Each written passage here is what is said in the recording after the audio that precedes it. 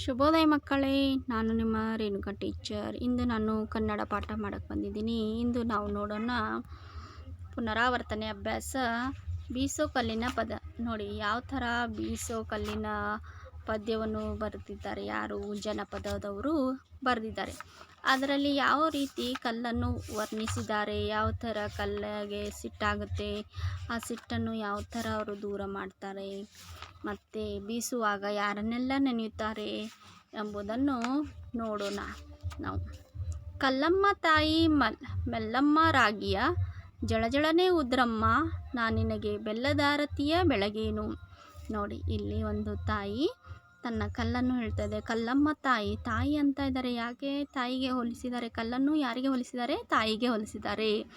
ಮೆಲ್ಲಮ್ಮ ರಾಗಿಯ ಜಳಜಳನೆ ಉದ್ರಮ್ಮ, ರಾಗಿ ನಾನು ಹಾಕ್ತಾಯಿದ್ದೀನಿ, ನೀ ಜಳಜಳನೆ ಉದುರಿ ಏನು ಮಾಡು, ನನಗೆ ಹಿಟ್ಟು ಬೀಸಿ ಕೊಡು, ನಾನು ನಿನಗೇನು ಮಾಡ್ತೀನಿ, ಬೆಲ್ಲದ ಆರತಿ ಮಾಡ್ತೀನಿ, ಬೆಲ್ಲದ ಆರತಿ ಬೆಳಗ್ತೀನಿ ಅಂತ ಹೇಳ್ತಾ ಇರೋದು ಕಲ್ಲಮ್ಮ ತಾಯಿ. ಮೆಲ್ಲಮ್ಮ ರಾಗಿಯ ಜಳಜಳನೆ ಉದ್ರಮ್ಮ, ನಾನು ನಿನಗೆ ಬೆಲ್ಲದ ಆರತಿ ಮಾಡ್ತೀನಿ ಅಂತ ಆ ಬೀಸೋ ಕಲ್ಲಿಗೆ ಹೇಳ್ತಾ ಇರೋದು. ಮುಂದೆ, ಅಂದುಳ್ಳ ಅಡಿಗಳ ಚಂದುಳ್ಳ ಮೇಲ್ಗಳ ಮೇಲೆ ಅಂದವಾಗಿರುವ ಒಂದು ಮೇಲ್ಕಲ್ಲಿದೆ. ಹಾಗೆ ಚೆಂದಾಗಿರೋದೊಂದು ಕೆಳಗೆ ಒಂದು ಕಲ್ಲಿರೋದು, ಅಡಿಗಲ್ಲು ಮೇಲ್ಗಲ್ಲು ಅಂತ ಕೆಳಗ ಮೇಲೆ ಕಲ್ಲುಗಳಿವೆ. ಚಂದ್ರಮತಿಯಂತೆ ಹಿಡಿಗೂಟ, ಚಂದ್ರಮತಿ ಯಾವ ಥರ ಹೊಳಿತಾ ಇದೆ ತಾಳೆ, ಅದೇ ಥರ ಹಿಡಿಗೂಟನು ಯಾವ ಥರ ಇದೆ, ಚಂದ್ರಮತಿಯಾಗಿದೆ. ಹಿಡಿಕೊಂಡು ತಂದೆ ತಾಯಿಯ ನೆನೆದೇನು, ನಾನು ಯಾವಾಗ ನಿನ್ನ ಚಂದ್ರಮಂತ ಗೂಟವನ್ನು ಹಿಡಿದು ರಾಗಿಯನ್ನು ಬೀಸ್ತಿರಬೇಕಾದ್ರೆ ನಾನು ಯಾರನ್ನು ನೆನಪು ಮಾಡ್ಕೊಡ್ತೀನಿ, ನಮ್ಮ ತಂದೆ ತಾಯಿಯನ್ನು ನೆನಪು ಮಾಡ್ತಾ ಇರ್ತೀನಿ. ಅದೇ ಥರ ನೀನು ಕೂಡ ನನಗೆ ಚೆನ್ನಾಗಿ ಹಿಟ್ಟನ್ನು ಕೊಡಮ್ಮ ಅಂತ ಹೇಳ್ತಾಳೆ. ರಾಗಿಯೂ ಮುಗಿದ್ಯಾವು, ರಾಜ್ಯನ ಹೆಚ್ಚಾವು. ನೋಡಿ, ರಾಗಿ ಏನಾಗಿದೆ, ಮನೆಯಲ್ಲೆಲ್ಲ ರಾಗಿ ಎಲ್ಲ ಮುಗಿದೋಗ್ಬಿಟ್ಟಿದೆ. ನಾನು ಏನು ಮಾಡಿದ್ದೀನಿ, ರಾಜ್ಯನ ಅಂದ್ರೇನು ಸಣ್ಣ ಇರುವ ಸಣ್ಣ ಅಕ್ಕಿ ತೊಗೊಂಬಂದಿದ್ದೀನಿ, ಅದೇ ಬೀಸ್ತಾ ಇರೋದು.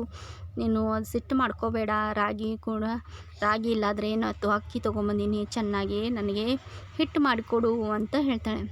ನಾನು ಹಿಡಿದ ಕೆಲಸ ವಾದ್ಯ ಆಗ್ಯವು, ನಮ್ಮ ಮನೇಲಿ ಏನಾಗಿದ್ದಾವೆ, ಎಲ್ಲ ಹಿಟ್ಟೆಲ್ಲ ಖಾಲಿಯಾಗಿ ಹೋಗಿದೆ, ರಾಗಿ ಎಲ್ಲ ಖಾಲಿಯಾಗಿಬಿಟ್ಟಿದೆ, ರಾಗಿ ಇಲ್ಲ, ಎಲ್ಲ ಖಾಲಿಯಾಗಿರೋದು ಅಂತ ಹೇಳ್ತಾರೆ. ರಾಗಿ ಕಲ್ಲೇನ ತೂಗಿ ಬಿಡುತ್ತೀನಿ ಬಲದೊಳಗೆ, ರಾಗಿ ಕಲ್ಲುಗಳ ಏನಾದರೂ ಇದ್ದರೂ ನಾನು ಏನು ಮಾಡ್ತೀನಿ, ಅವು ಎಲ್ಲ ಪುಡಿ ಮಾಡಿ ತೂರಿ ಅದನ್ನು ಸ್ವಚ್ಛಗೊಳಿಸಿ ತೊಗೊಂಬರ್ತೀನಿ. ನೀನೇನು ಮಾಡೀಗ, ಈ ಅಕ್ಕಿಯನ್ನು ಬೀಸಿಕೊಡು ಅಂತ ಬೀಸೋ ಕಲ್ಲಿಗೆ ಕೇಳ್ತಾ ಇರೋದು. ಕಲ್ಲು ಬಿಟ್ಟೆನೆಂದು ಸಿಟ್ಟ್ಯಾಕೆ ಸರಸ್ವತಿಯೇ.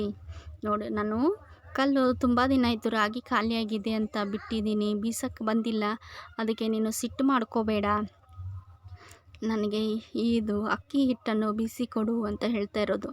ಕುಕ್ಕೆಯಲ್ಲಿ ರಾಗಿ ಬೆಳೆಯಲಿ, ಕುಕ್ಕೆಯಲ್ಲಿ ನಮ್ಮ ಕುಕ್ಕೆ ಎಂಬ ಊರಲ್ಲಿ ಏನಾಗಲಿ, ರಾಗಿ ಇನ್ನೂ ಜಾಸ್ತಿ ಬೆಳೆಯಲಿ, ಜಾಸ್ತಿ ಸಿಗಲಿ, ನಾನು ನಿನಗೆ ದಿನ ಏನು ಮಾಡ್ತೀನಿ, ಬೀಸೋ ಕಲ್ಲಿಂದ ನಾನು ರಾಗಿಯನ್ನು ಬೀಸ್ತೀನಿ, ತಕ್ಕೊಂಡು ಮತ್ತೆ ರಾತ್ರಿಗೆ ಬರುತ್ತೀನಿ, ಅವೆಲ್ಲ ರಾಗಿಯನ್ನು ತಗೊಂಡು ನಾನು ಮತ್ತೆ ರಾತ್ರಿಗೆ ಬಂದು ನಿನ್ನ ಹತ್ರ ಹಿಟ್ಟು ಬೀಸ್ಕೊಂಡು ಹೋಗ್ತೀನಿ ಅಂತ ಹೇಳ್ತಾ ಇರೋದು.